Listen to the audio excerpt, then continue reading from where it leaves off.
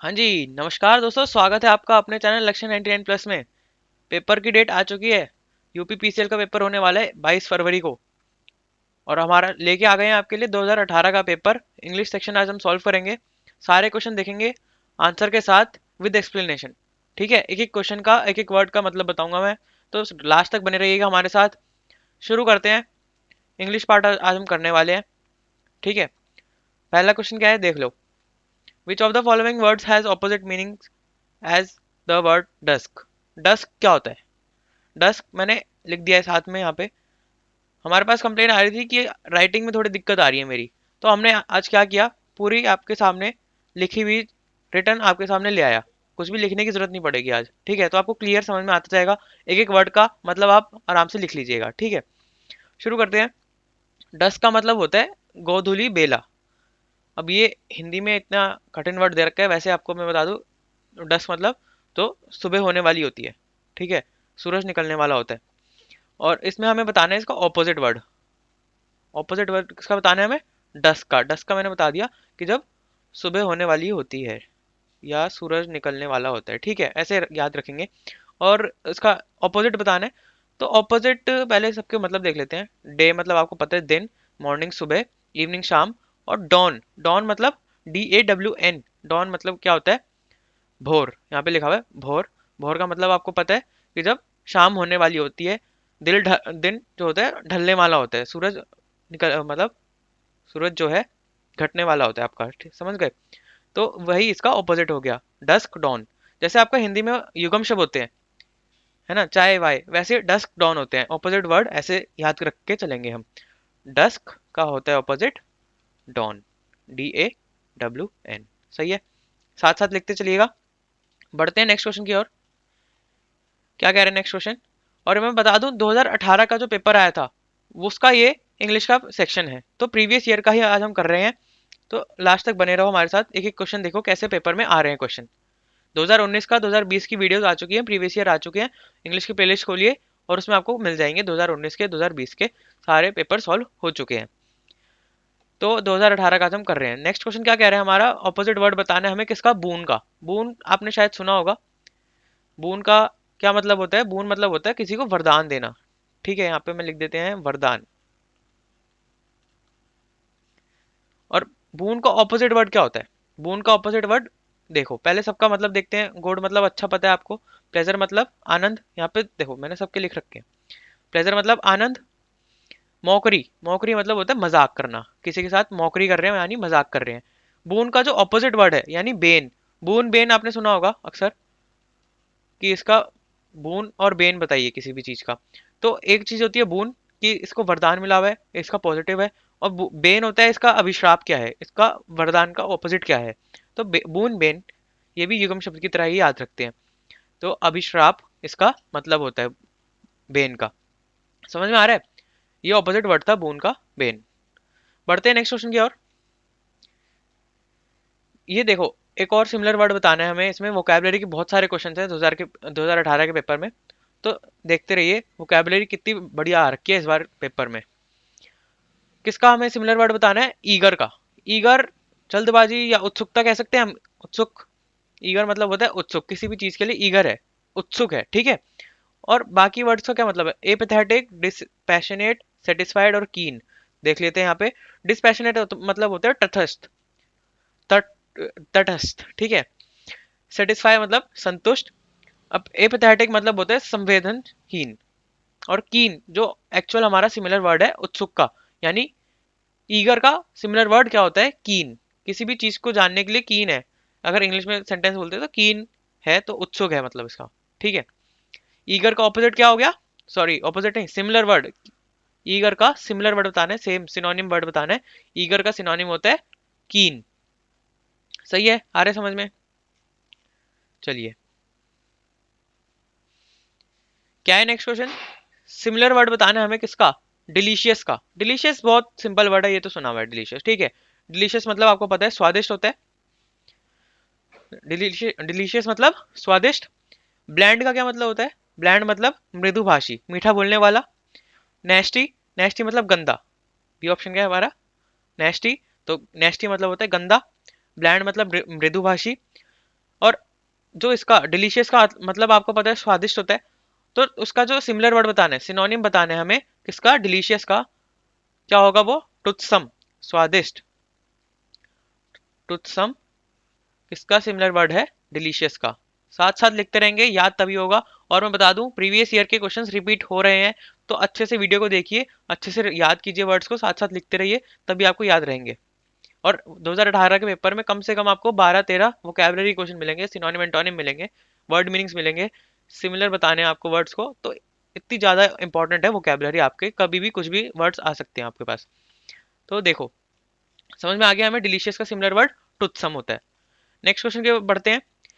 क्या कह रहे हैं नेक्स्ट क्वेश्चन, इसमें भी सिमिलर वर्ड बताना है हमें। किस चीज का सिमिलर वर्ड बताना है हमें, स्मार्ट का। स्मार्ट आपको पता है इजी वर्ड है, स्मार्ट मतलब चालाक, स्मार्ट बंदा है, चालाक है बहुत, स्मार्ट मतलब चालाक या फुर्तीला होता है। और इसका ऑपोजिट वर्ड, ऑपोजिट नहीं बताना है इसमें, देखिए हमेशा याद रखना है कि क्वेश्चन आएगा आप बोल दोगे कि ऑपोजिट बता रहे, नहीं, क्वेश्चन को ध्यान से पढ़ना है, सिमिलर ही बताना है इसमें भी। तो स्मार्ट का क्या सिमिलर वर्ड होगा, क्लेवर। स्मार्ट का हिंदी में मतलब देख लिया, चालाक। और बाकी वर्ड्स का देख लेते हैं साथ में। स्लो मतलब होता है धीरे, धीमा। डमी मतलब पुतला, किसी भी चीज की डमी रखी हुई है तो पुतला होता है। और जो इसका मेन सिमिलर वर्ड है स्मार्ट का, वो होता है क्लेवर। समझ में आ रहा है, चालाक। बढ़े आगे। क्या कह रहे हैं नेक्स्ट क्वेश्चन में, एक और सिमिलर वर्ड। मैं बता रहा हूँ बार बार आपको वोकैबुलरी के क्वेश्चन देखने को मिल रहे हैं, तो वोकैबुलरी पे ज्यादा फोकस कीजिए। आपके 25 नंबर के इंग्लिश आएगी, 25 क्वेश्चन आने वाले हैं इसमें, तो फोकस कीजिए आप अपनी ज्यादा से ज्यादा वोकैबुलरी पे। और फिल इन द ब्लैंक ज्यादातर आ रहे हैं, कुछ ज्यादा बहुत ज्यादा हार्ड एंड फास्ट इसमें ग्रामर नहीं है। तो जितनी हमारी इंग्लिश की वीडियोस बन रही है, प्लेलिस्ट है, उसको फॉलो कीजिए, आपको समझ में आ जाएगा कैसे क्वेश्चन आ रहे हैं, कैसे आपको तैयारी करनी है। और कुछ ऐसा खास बड़े बड़े क्वेश्चन नहीं है, तो आराम से आप निकल जाओगे इंग्लिश में। क्या नेक्स्ट क्वेश्चन है, सिमिलर मीनिंग बताना है हमें इंटीमिडेट का। इंटीमिडेट अच्छा वर्ड है। इंटीमिडेट का मतलब होता है किसी को धमकाना, डराना, ठीक है, किसी को धमकाना या डराना, इंटीमिडेट, डराना, धमकाना। और इसका हमें सिमिलर वर्ड बताना है। पहले बाकी वर्ड्स का मतलब देख लेते हैं, उसके बाद सिमिलर वर्ड भी पता चल जाएगा। नीचे से देखते हैं, ब्लफ। ब्लफ का क्या मतलब होता है, विश्वास दिलाना, किसी चीज को विश्वास, किसी को विश्वास दिलाना को बोलते हैं ब्लफ कराना, ब्लफ करना, ठीक है। और हैरेस मतलब क्या होता है, डी ऑप्शन है अपने पास, हैरेस किसी को परेशान करना, हैरेसमेंट हो रही है, किसी को परेशान किया है। समझ में आ रहा है आपको, इंटीमिडेट का सिमिलर वर्ड बताना है। तो क्या बचा हमारे पास, फ्राइटन। अब ये फ्राइटन का मतलब होता है किसी को भयभीत करना, किसी को डराना धमकाना, वही इंटीमिडेट का मतलब है, डराना धमकाना। समझ में आ रहा है। और टू हिंट, किसी को हिंट देना, ये तो आपको पता ही है। तो ए ऑप्शन इसका आंसर है, 81 का सिमिलर इंटीमिडेट का मतलब बताना था हमें, तो frighten word is our answer. बढ़े आगे। नेक्स्ट क्वेश्चन है, चलो एक कुछ तो आया बिना सिमिलर वर्ड्स के, बिना वोकैबुलरी का कुछ तो आया क्वेश्चन। अब इसमें क्या बताना है, देखो पढ़ो क्वेश्चन को। Which part of the sentence has an error. ये सेंटेंस दे रखा है आपको, Tom was in the spectators of that match, ठीक है। ये सेंटेंस है, इसमें से आपको स्लैश लगे हुए हैं और बताने की कौन सा इसमें से तीनों पार्ट्स में से कौन सा पार्ट गलत है, ठीक है। उस ऑप्शन को आपको करेक्ट करना है। ए बी सी आपको दे दिया, और सी ऑप्शन में लिखा हुआ नो एरर।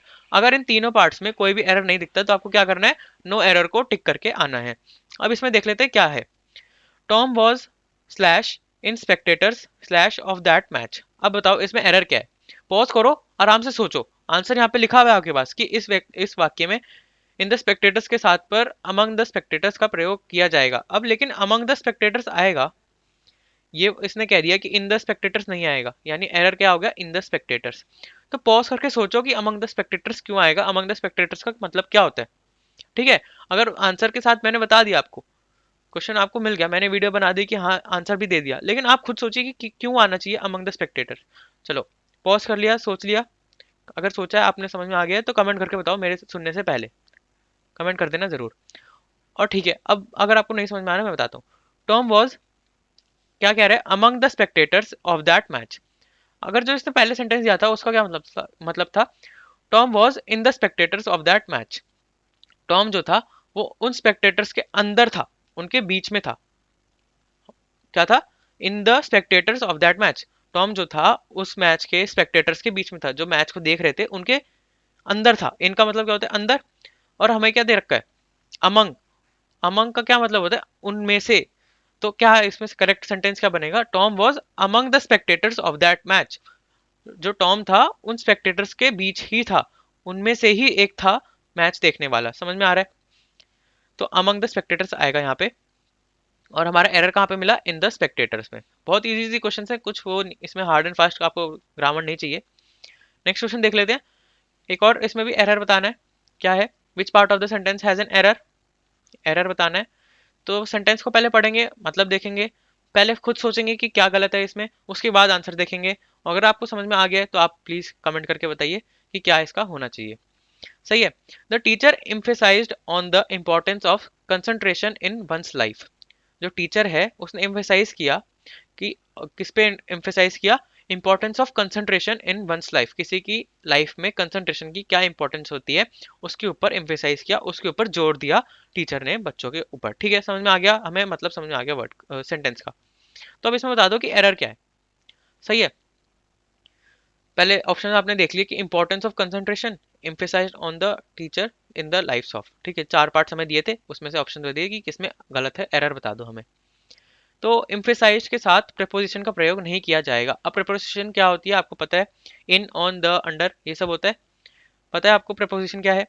तो वही है, एम्फेसाइज के साथ प्रेपोजिशन का प्रयोग नहीं किया जाएगा। तो यहाँ पे क्या आना चाहिए? The teacher emphasise on the. On the नहीं आएगा, वो कह रहा है। आंसर में क्या लिखा हुआ है? The teacher emphasise the importance of concentration in one's life. On the की जरूरत ही नहीं है, उसके ऊपर कुछ एम्फेसाइज नहीं किया गया है। ठीक है, समझ में आ रहा है? तो प्रेपोजिशन नहीं आएगी। और एम्फेसाइज समथिंग का मतलब है किसी चीज पर जोर देना। ये भी आपको लिख कर दे दिया मैंने। आशा आपको समझ में आ रहा होगा। अगर आपको समझ में आ रहा है तो कृपया लाइक कीजिए वीडियो को। बढ़ते हैं अपने नेक्स्ट क्वेश्चन की ओर। क्या कह रहा है नेक्स्ट क्वेश्चन? भी वही है, एरर बताओ। कुछ क्वेश्चन आ रहे हैं कि या तो मतलब बता दो, वोकैबुलरी क्वेश्चन है, सिमिलर वर्ड बता दो, एंटोनिम बता दो, ऑपोजिट बता दो, या इसमें क्वेश्चन में आ रहे हैं कि एरर बता दो। तो ऐसे बहुत कॉमन कॉमन क्वेश्चन है इसमें। अब पढ़िए, सेंटेंस पढ़िए। I had to slash admit I have dash I have slash completely forgotten slash our wedding anniversary. चलो बताओ अब इसमें मतलब आपको समझ में आ गया होगा कि मैं भूल एडमिट करता हूँ कि मैं अपनी वेडिंग एनिवर्सरी को कंप्लीटली भूल गया था। समझ में आ गया हिंदी में मतलब। अब इसमें एरर बता दो क्या है। I had to slash admit I have slash, इधर कुछ गड़बड़ लग रही है ना? तो क्या आना चाहिए? अगर यहाँ पे हैड है, फॉरगॉटन है, ठीक है, तो इधर क्या आएगा? हैव की जगह क्या आ सकता है? हैड आ सकता है। I had to admit I had completely forgotten our wedding anniversary. ठीक है, हैड आएगा हैव की जगह। तो एरर कहाँ पे हो गया? Option C, admit I had to admit I had completely forgotten our wedding anniversary. This is our answer. C option answer है अपना। बढ़े आगे। लो जी, मतलब बताना है हमें, किसका मतलब बताना है? टिमिड। कुछ नहीं है क्वेश्चन में, बस उसने लिख दिया कि टिमिड का मतलब बताओ। अगर आपने पहले देख रखी होगी वीडियो, आपको पता होगा, आपके नजरों से निकल गया होगा टिमिड का मतलब, तो आप उसका आंसर मार्क कर देंगे। क्योंकि टिमिड का इसने क्लू तो दिया नहीं है, कोई एग्जांपल के साथ तो दिया नहीं है सेंटेंस के साथ कि टिमिड को हम कहीं जुगाड़ करके घुसा देंगे। इसने सिर्फ लिख दिया कि टिमिड का मतलब बताओ। भाई पता है तो लिख दो, नहीं पता तो आगे बढ़ो, छोड़ दो क्वेश्चन को। तो टिमिड का मतलब क्या होता है? टिमिड का मतलब डरपोक या लज्जालू। ठीक है, जो किसी चीज से डरता हो या लज्जा हो, शर्म आ रही हो किसी चीज से, उसका मतलब होता है टिमिड। टिमिड का आपने मतलब समझ में आ गया? क्या है? शर्माना।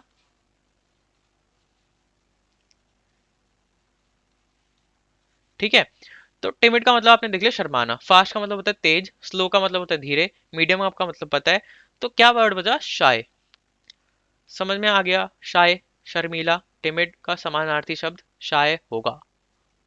आ रहे समझ? ऑप्शन सी आंसर बन गया हमारा। अब आप बोलोगे कि आपने सारे आंसर तो लिख रखे हैं। मैंने आंसर इसलिए लिख रखे हैं कि एक तो सबसे पहला हमारा टाइम बचेगा कि मेरे को सारे लिखना नहीं पड़ेगा, तो आपको बोरिंग नहीं होगी वीडियो, जल्दी देख के खत्म होगी वीडियो। ठीक है। दूसरा, मेरी राइटिंग की वजह से अगर आपको दिक्कत हो रही है क्योंकि कुछ समझ में नहीं आता, घिसपिच हो जाती है, तो एक आपको सॉर्टेड तरीका दे दिया, पहले से ही लिख के दे दिया हमने सारा, उसको आप साथ साथ लिखते रहिए। ठीक है, आराम से आप पढ़ लीजिए जो लिखा हुआ है, रिटर्न है कीबोर्ड के द्वारा। तो कुछ आपको दिक्कत नहीं होने वाली इसमें। ऊपर से मैंने बता दिया टाइम बचेगा आपका भी, साथ साथ लिखते रहो इसको। 86 क्वेश्चन पे हम आ गए हैं। Dash describes the fear of loneliness of being alone. अब इसमें 4 ऑप्शन दे रखे हैं, चारों अच्छे वर्ड हैं, और किसी चीज का फोबिया बता रखा है। फोबिया का मतलब आपको पता है, डर होना किसी चीज का। अब इसमें कह रहे हैं थियोफोबिया, पैथोफोबिया, मोनोफोबिया, मिसोफोबिया, सबके मतलब यहाँ पे लिख दिए गए हैं। समझ में आ रहा है? लेकिन इसमें क्या आएगा? Monophobia describes the fear of loneliness of being alone. क्या मतलब है मोनोफोबिया का? किसी अकेले होने का। मोनो का क्या मतलब होता है पहले ये बताओ आप। मोनो का मतलब होता है एक, सिंगल बंदा, मोनो। तो वही इधर मतलब है। आप समझ सकते हैं कि लोनली अगर है तो कोई अकेला होगा तभी लोनली है। तो मोनो से आप, अगर आपको थोड़ा बहुत पता है तो मोनो से आप हिंट लगा सकते हैं कि अकेले होने से डर होना तो को बोलते हैं मोनोफोबिया। सही है। थियोफोबिया क्या होता है? थियोफोबिया होता है धर्म से डर लगना। किसी को अगर धर्म से डर लगता है तो उसे क्या कहा जाता है? थियोफोबिया। साथ साथ बोलिए, थियोफोबिया। ठीक है।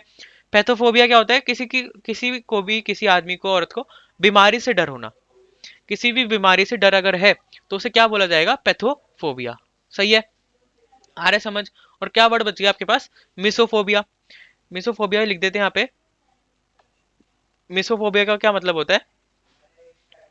डर्ट, डर्टीनेस से डर लगना। ठीक है। किसी को गंदगी से अगर डर होता है तो उसे क्या बोलते हैं? मिसोफोबिया। मैंने बता दिया। मोनोफोबिया अकेले, अगर कोई लोनली फील कर रहा है, अकेले होने से डर लगता है। थियोफोबिया का मतलब होता है धर्म से डर लगना। पैथोफोबिया का मतलब क्या बता दिया मैंने? बीमारी से डर होना। और मिसोफोबिया जो चौथा ऑप्शन था हमारे पास, क्या मतलब है? गंदगी से डर लगना। एक आपको, आप सोचेंगे कि गंदगी से किसको डर लगता है। एक मूवी आई थी हम शक्ल्स, शायद आपने देखी होगी। तो उसमें जो राम कपूर होता है उसको डर लगता है गंदगी से। ठीक है। कोई भी उसके सामने अगर आके छींक देता है तो उसको, उससे एलर्जी हो जाती है। तो मिसोफोबिया वही है कि गंदगी से डर लगना। चलो, 87th क्वेश्चन आ गए हैं हम। Dash related to an imaginary land with perfect social order. बताओ जी। फिल इन द ब्लैंक है कि उस चीज से रिलेट करो कि जो इमेजिनरी लैंड है विद परफेक्ट सोशल ऑर्डर। समझ में आ गया हमें? तो क्या क्या वर्ड्स हैं?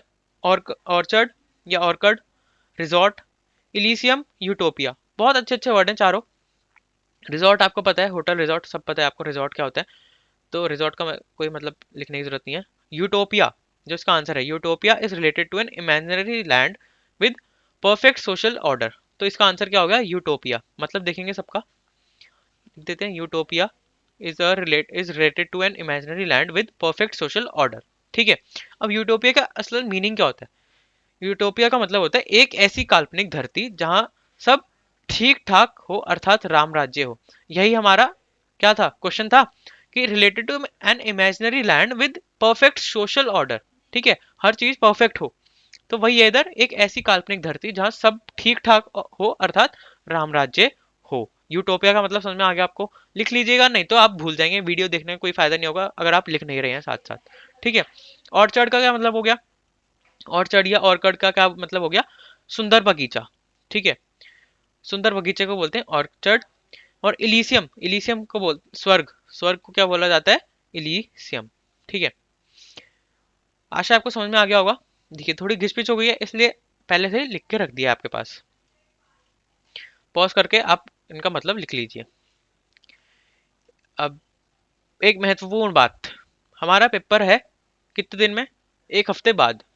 अगर आपकी तैयारी है तो ठीक, नहीं तैयारी है तो ठीक। घबराने की जरूरत नहीं है, पेपर आसान आ रहा है, आपको पता है, आप आराम से निकाल देंगे। अगर अगर आपने प्रीवियस ईयर क्वेश्चन सॉल्व किए होंगे तो प्रीवियस ईयर क्वेश्चन सॉल्व करने मस्ट हैं।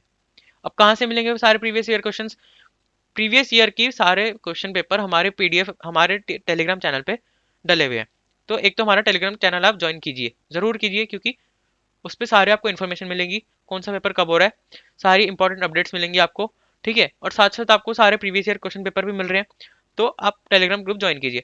दूसरी सबसे मेन बात कि एक बुक आई है, कौन सी? यहाँ पे मेरे पास रखी हुई है, यूपीपीसीएल की है ये। ठीक है। हिंदी में है, असिस्टेंट अकाउंटेंट की बुक है। सारे इसमें 4-5 साल के आपको प्रीवियस ईयर क्वेश्चन पेपर मिल जाएंगे। दूसरा आपको इसमें सॉल्व, इसमें सारे जैसे आपके अकाउंट्स है तो सारी चीजें आपको मिल जाएंगी। अकाउंट्स के सारे टॉपिक इंपॉर्टेंट, शायद आपको नहीं दिख रहा होगा, तो सारे इंपॉर्टेंट टॉपिक्स इसमें आपको मिल जाएंगे। तो एक बढ़िया बुक है, हिंदी मीडियम और इंग्लिश मीडियम दोनों में है। और अगर आपको ये खरीदनी है तो लिंक आपको मिल जाएगा हमारे डिस्क्रिप्शन में, जाके इसको खरीदिए। अगर आपने ये बुक निकाल दी ना एक हफ्ते में, अगर आपने इसके क्वेश्चन पेपर सॉल्व कर दिए, इंपॉर्टेंट टॉपिक्स आपने आपने पकड़ लिए, स्ट्रॉन्ग कर लिए, तो आप आराम से इस पेपर को निकाल देंगे, विश्वास मानिए। तो यही है मेरा कहना कि इस बुक को खरीदिए, लिंक आपको डिस्क्रिप्शन में मिलेगा। अगर आपको निकालना है पेपर, यार एक हफ्ता बचा है, दम लगाना है, तो खरीदिए बुक को और शुरू हो जाइए। एक क्वेश्चन नहीं छोड़िए, क्योंकि मैंने बता दिया, आप खुद भी अगर पेपर सॉल्व करेंगे ना, तो आपको क्वेश्चन दिखेंगे कि रिपीट हो रहे हैं। ठीक है, बार बार अगर क्वेश्चन रिपीट हो रहे हैं तो इस बार भी पेपर में क्वेश्चन रिपीट हो सकते हैं, तो आपको क्वेश्चन पेपर सॉल्व करने पड़ेंगे। साथ ही साथ इंपॉर्टेंट टॉपिक्स आपको मिल रहे हैं, तो वो भी आप निकाल दीजिए। ठीक है, और अगर आप हमारा लिंक खोलेंगे तो आपको उसमें सारी सिमिलर बुक्स मिल जाएंगी। इसके अलावा अगर आपको इंग्लिश में लेनी है, हिंदी में लेनी है, या कोई और यूपीपीसीएल के लिए पेपर के लिए लेनी है, तो आप वो भी ले सकते हैं। और इंग्लिश सारे यूपीपीसीएल के एग्जाम्स के लिए सेम सेम ही आ रही है। तो अगर आप कोई सा भी यूपीपीसीएल का एग्जाम दे रहे हैं तो उसमें इंग्लिश सेम आपको मिलेगी। चलो, बहुत टाइम वेस्ट हो गया, आगे बढ़ते हैं। फिल इन द ब्लैंक है, क्या बताना है इसमें? The poor should not be dash down dash. ठीक है, जो पुअर है, not be dash down dash, क्या इसमें आएगा? Looked upon, looking in, looked on, look on. बताओ, इसमें आएगा ए ऑप्शन। साथ में आंसर लिख दिया गया आपके लिए। The poor should not be looked down upon, क्या मतलब है इसका भैया? The poor should not be looked down upon. अब इसमें लुक डाउन अपॉन जो हमारा मेन वर्ड है, उसका मतलब होता है नीची निगाह से देखना, किसी को घृणा करना। जैसे अगर इसमें पुअर की बात हो गई है, तो किसी गरीब को या भिखारी को देख के कभी भी नीची निगाह से नहीं देखना चाहिए, उनसे घृणा नहीं करनी चाहिए। वही इस सेंटेंस का मतलब है। ठीक है, लुक डाउन अपॉन एक फ्रेज है हमारे पास, तो उसको लिख लीजिए, याद कर लीजिए, लुक डाउन अपॉन। सही है, समझ में आ रहा है? 89th क्वेश्चन क्या कह रहा है हमारे को? इसमें फिल इन द ब्लैंक है। The wind is blowing dash the north. बहुत इंपॉर्टेंट क्वेश्चन, क्योंकि बहुत इजी भी क्वेश्चन है और बहुत इंपॉर्टेंट भी है, क्योंकि ये रिपीट हो रहा है क्वेश्चन। ठीक है, बाकी ऊपर के क्वेश्चन भी रिपीट हो रहे हैं, लेकिन ये क्वेश्चन एक दो बार रिपीट हो चुका है, तो मैंने आपको बता दिया है। The wind is blowing dash the north, कहाँ से ब्लो हो रही है, कहाँ से हवा चल रही है, कहाँ से बह रही है? तो फ्रॉम द नॉर्थ। ऑप्शन कौन सा है? A option. ठीक है, the wind is blowing from the north, north की ओर से विंड बह रही है, हवा चल रही है। ये ऑप्शन लिख दिया है, the wind is blowing from the north, हवा उत्तर से बह रही है। समझ में आ रहा है? बड़े 90th क्वेश्चन पढ़ लिया? फिल इन द ब्लैंक्स है। The dash arrival in dash chariot is a welcome site. अच्छा क्वेश्चन, क्या कह रहा है? कुछ इसमें भी फ्रेज की बात हो रही है, देख लेते हैं। द मून्स अराइवल, मून सब में कॉमन है, तो मून्स तो यहाँ पे आएगा ही आएगा। ठीक है, एक तो हमें पता चली गया, एक फिल इन द ब्लैंक्स बढ़ गया। The moon's arrival in dash chariot is a welcome sight, in her chariot is a welcome sight. ठीक है, अब इसका मतलब देख लेते हैं। The moon's arrival in her chariot, कहाँ का था? मून्स एक डैश था, और in her chariot is a welcome sight. यह एक पर्सोनिफिकेशन फिगर ऑफ स्पीच है, का एक उदाहरण है, जिससे मून को स्त्री के रूप में व्यक्त किया गया है। ठीक है, किसी को साथ किसी को कंपेयर किया गया है, उससे जोड़ा गया है। पर्सोनिफिकेशन है ये इंग्लिश में अगर कहा जाए तो वही है कि किसी लेडी की, किसी लड़की की खूबसूरती को मून से उदाहरण के साथ दिया गया है, व्यक्त किया गया है। ठीक है, तो समझ में आ गया होगा कि ये पर्सोनिफिकेशन था। चलो बढ़ते हैं। फिल इन द ब्लैंक है एक और। How many students are dash your class, how many students are from your class. ठीक है, या देखो कंफ्यूजन, इसमें दो ऑप्शन फिट हो रहे हैं। How many students are from your class, अगर कोई पूछ रहा है कि आपकी क्लास में से कितने स्टूडेंट्स हैं, या तुम्हारी क्लास में कितने स्टूडेंट्स हैं। ठीक है, दोनों में कंफ्यूजन है, लेकिन जो मेन फिट होगा वो बी ऑप्शन होगा। How many students are in your class, तुम्हारी क्लास में कितने स्टूडेंट्स हैं। बी ऑप्शन अपना आंसर हो गया। चलो बढ़ते हैं नेक्स्ट क्वेश्चन। क्या कह रहे हैं नेक्स्ट क्वेश्चन में? Fill in the blank with the most appropriate option as given. क्या सेंटेंस है हमारे पास? Most of my colleagues supported the idea but a few were dash it. Sentence समझ में आ गया? Most of my colleagues supported the idea but a few were dash it, क्या है? But a few were for it, नहीं, for तो बिल्कुल नहीं बनेगा। वर बिहाइंड इट, उसके पीछे थे, मेरे आइडिया के पीछे थे, नहीं जी। उसका अपोज कर रहे थे, हाँ जी, अपोज हो सकता है, या फिर अगेंस्ट हो सकता है। अगेंस्ट यानी खिलाफ, अपोज मतलब उसके विपरीत थे। तो आप खुद सोचिए कि क्या इसमें फिट होगा। Most of my colleagues supported the idea but a few were against it. उसके क्या थे, उसके खिलाफ थे। तो बी ऑप्शन अपना आंसर हो जाएगा। हिंदी में क्या मतलब है, मेरे सहपाठियों में से अधिकांश ने विचार का समर्थन किया लेकिन कुछ इसके खिलाफ थे। ठीक है, अगेंस्ट, अगेंस्ट इसका आंसर है। चलिए, बहुत बढ़िया क्वेश्चन एक आ गया आपके पास। अपोजिट वर्ड बताना है आपको, इसका अपोजिट वर्ड बताना है आपको, हिनियस का। हिनस, हिनियस क्या बोलेंगे इसको, ऑपोजिट बता दिया आपने, ऑपोजिट बताना है हिनस का। हिनस का क्या मतलब होता है, घृणित, किसी की घृणा करना।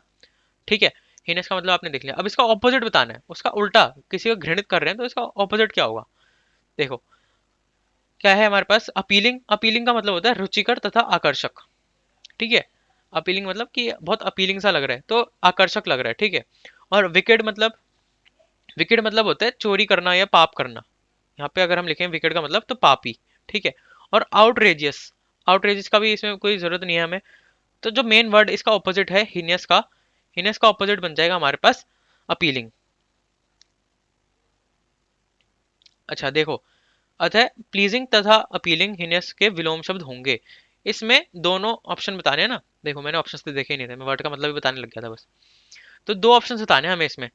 तो क्या हिनेस का दो ऑप्शन में हमें सही बताना है, तो ए या B, A C, A D या सी डी।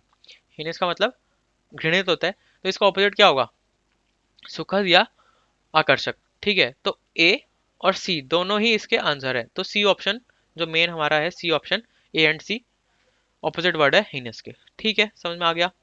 चलो फटाफट बढ़ते हैं। What do we call a kind hearted person, किसी काइंड हार्टेड पर्सन को क्या कहा जाता है। अ काइंड हार्टेड पर्सन यानी एक दयालु व्यक्ति। हिंदी मतलब समझ में आ गया, एक दयालु व्यक्ति को इन चारों वर्ड्स में से क्या कहा जाता है। तो इन चारों वर्ड्स का पहले मतलब देख लेंगे हम। मॉन्क आपको पता है साधु संत को बोलते हैं। सोशोलॉजिस्ट समाजवादी होता है।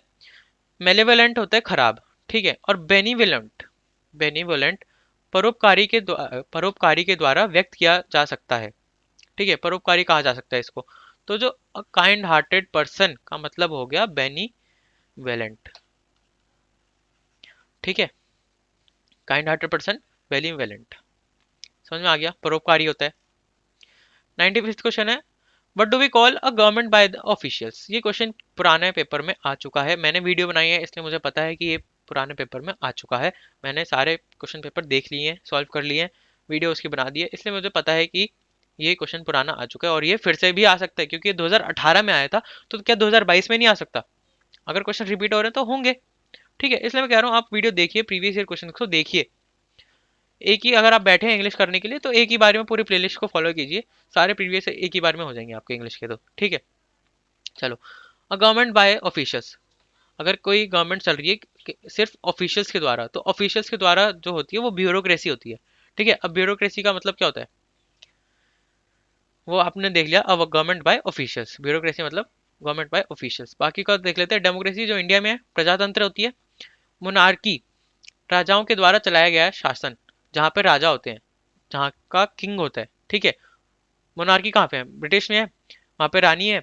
तो राजाओं के द्वारा चलाया गया शासन उसको मोनार्की कहा जाता है। और प्लूटोक्रेसी, प्लूटोक्रेसी होता है धनी व्यक्तियों के द्वारा शासन किया गया। धनी व्यक्ति जो होते हैं, अमीर लोगों के द्वारा शासन चल रहा है पूरे देश में, तो उसे प्लूटोक्रेसी कहा जाता है। बड़े आपको समझ में आ गया गवर्नमेंट बाय द ऑफिशियल्स का क्या होता है, ब्यूरोक्रेसी। लो जी, फिकल वर्ड है हमारा, फिकल का एंटोनियम बताना है। किसका एंटोनिम बताना है, फिकल का। और फिकल का मतलब होता है हमारे पास steadfast, steadfast, sorry, fickle का एंटोनिम बताने, ऑपोजिट वर्ड बताने, तो उसका ऑपोजिट विलोम शब्द हो गया स्टेड फास्ट। ठीक है, स्टेड फास्ट मतलब है जिसमें परिवर्तन आसानी से हो, जिसमें परिवर्तन आसानी से हो। फिकल का क्या मतलब होता है, अचानक से परिवर्तित होने वाला। ठीक है, जो अचानक से चेंज हो जाए। और स्टेड फास्ट मतलब होता है जो अचानक से चेंज ना हो सकता हो। तो यही इसका ऑपोजिट हो जाएगा। फिकल का ऑपोजिट हो गया स्टेड फास्ट। सही है। और बाकी वर्ड्स को देख लेते हैं। सिंसियर मतलब ईमानदार, करेजियस मतलब साहसी, हम्बल मतलब विनम्र या नम्र। ठीक है, ये तो आपको पता ही है विनम्र का। चलो जी, एंटोनिम बताना है ब्लेस का। देखो आप सोच रहे हो कि कितने सिनोनिम एंटोनिम भरे पड़े हैं। मैंने बताया आपको 15 से 16 क्वेश्चन जो है हमारे पास सिनोनिम एंटोनिम के 25 में से। तो वोकैबुलरी बहुत इंपॉर्टेंट है इस पेपर के लिए। सिनोनिम एंटोनिम की एक वीडियो बन चुकी है, हर चीज की वीडियो बन चुकी है आपके पास। प्लेलिस्ट खोलिए, सिनोनिम एंटोनिम की एक वीडियो है, उसको देखिए, आपको सारे इसमें सिनोनिम एंटोनिम मिल जाएंगे जो रिपीट हो रहे हैं। तो वही आपको करना है। ब्लेस, ब्लेस का एंटोनिम यानी ऑपोजिट बताना है। शुभकामना या आशीर्वाद। ब्लेस करते हैं किसी को, आशीर्वाद देते हैं, तो शुभकामना देते हैं, आशीर्वाद देते हैं उसको। तो इसका हमें एंटोनिम बताना है। क्या हो जाएगा एंटोनिम? कर्स करना किसी को, ठीक है। श्राप करना, श्राप देना किसी को, अभी श्राप हो जाएगा। प्रेज करना, प्रेज मतलब प्रशंसा करना, किसी की प्रशंसा कर रहे हैं, प्रेजिंग समवन। एनॉइंट, एनॉइंट मतलब होता है धार्मिक क्रियाकलाप करना, ठीक है। तो ब्लेस का एंटोनिम हमें बताना था, कर्स होता है ब्लेस का। समझ में आ गया हमें? चलो, ज्यादा क्वेश्चन नहीं बचे हैं। इलोक्यूशन का सिनोनिम होगा, इलोक्यूशन का मतलब पहले देख लेते हैं, वाग्मिकता, वाग्मिता, ठीक है। अच्छा क्वेश्चन है, अच्छा वर्ड है इलोक्यूशन, तो उसका मतलब होता है वाग्मिता। और इसका सिनोनियम यानी सिमिलर वर्ड क्या होगा इलोक्यूशन का? सिमिलर वर्ड होगा, क्या होगा? स्पीच, ठीक है। वाग्मिता मतलब किसी बहुत शांत बंदा जो कुछ भी ना बोलता हो। और इसका जो, सॉरी उल्टा बोल दिया मैंने। वाग्मिता मतलब बहुत ज्यादा बोलने वाला, इलोक्यूशन बहुत ज्यादा बोलने वाला। वही स्पीच का मतलब यही हो गया, भाषण देना किसी को, ठीक है। थोड़ा कंफ्यूजन होगी इस क्वेश्चन में। इलोक्यूशन वाग्मिता, और स्पीच का मतलब भाषण देना। तो बी इसका ऑप्शन सही है। और बाकी का मतलब हम देख लेते हैं। साइलेंट मतलब शांत, डम मतलब गूंगा, और इंटेरोगेशन मतलब आपको पता ही है, पूछताछ करना किसी की। 99 क्वेश्चन है इल्यूजन। एक और सिनोनिम वर्ड का बताना है हमें, सिनोनिम वर्ड बताना है किसका? इल्यूजन का, ठीक है। इल्यूजन का क्या मतलब है? इल्यूजन भ्रांति या मिथ्या, ठीक है, किसी चीज का भ्रम होना उसे इल्यूजन कहा जाता है। तो इसका सिनोनिम सिमिलर वर्ड क्या होगा, बता दो जी। मिस एप्रीहेंशन, मिस एप्रीहेंशन क्या होता है? मिस एप्रीहेंशन का मतलब भी यही होता है, मिथ्या, ठीक है। और पैम्पर करना है, किसी को संतुष्ट करना होता है। लव आपको पता है, डिफिकल्ट आपको पता है, पैम्पर करना बता दिया, संतुष्ट करना। तो जो इसका आंसर है मिस एप्रीहेंशन, लिख लीजिएगा। सिनोनिम आ सकता है, इल्यूजन का सिनोनिम होता है miss apprehension. Last question of the video, pathetic का क्या सिमिलर वर्ड है, सिनोनिम बता दो हमें पैथेटिक का। सोचने को तो ऐसा लगेगा कि पैथेटिक कोई सी नेगेटिव उसमें है, लेकिन पैथेटिक का मतलब नेगेटिव में नहीं है। पैथेटिक का मतलब होता है दयनीय, दिल को छू लेने वाला, ठीक है, दिल को जो छू ले। काइंड हार्टेड, पैथेटिक मतलब काइंड हार्टेड, तो दयनीय पैथेटिक का मतलब होता है। और इसका सिनोनिम हमें बताना है, तो पिटीफुल, पिटीफुल डी ऑप्शन। रहम दिल, जो रहम दिल होता है उसे पिटीफुल कहा जाता है। तो सिनोनिम हमने बता दिया पैथेटिक का, पिटीफुल। डार्क अंधेरा, इंटेलिजेंट समझदार, वेरी गुड वेरी गुड, ठीक है। तो हमने देखे आज 25 क्वेश्चन देखे पूरे इंग्लिश के। 2018 का ये पेपर था, ठीक है। बाकी पेपर भी सॉल्व हो चुके हैं 2019 के, दोनों शिफ्ट के पेपर, 2020 का पेपर हो चुका है। और विश्वास मानिए रिपीट हो रहे हैं क्वेश्चन, तो आप देखिए वीडियोस को, फॉलो कीजिए हमारा प्लेलिस्ट को। बाकी सब्जेक्ट्स की वीडियो बन चुकी है, बाकी सब्जेक्ट की प्लेलिस्ट बन चुकी है पूरी। यूपीपीसीएल की लगभग लगभग पूरी तैयारी हमारे चैनल पे हो चुकी है, लगभग क्या पूरी ही तैयारी हो चुकी है। जो आपको ना मिले ना, बस एक किसी भी वीडियो पे कमेंट कर देना कि भाई साहब ये वाला टॉपिक नहीं हुआ है, उसकी वीडियो आपके पास नेक्स्ट डे आ जाएगी, और बोलो, ठीक है। दूसरा मैंने आपको बता दिया कि बुक आपको लिंक से लेनी है, नीचे आपको लिंक दिया गया है, उधर जाके बुक खरीदिए, प्रीवियस ईयर पेपर को निकालिए। एक एक क्वेश्चन आपकी आंखों से निकल जाएगा, तो आप पेपर को आराम से निकाल देंगे। बस, ज़्यादा बड़ी नहीं करूंगा वीडियो को। अगर आपको पसंद आई है वीडियो, कुछ आपको बेनिफिट हुआ है, तो प्लीज़ लाइक कीजिएगा। मेहनत लग रही है आपके लिए वीडियो बनाने में, कंटेंट ढूंढने में।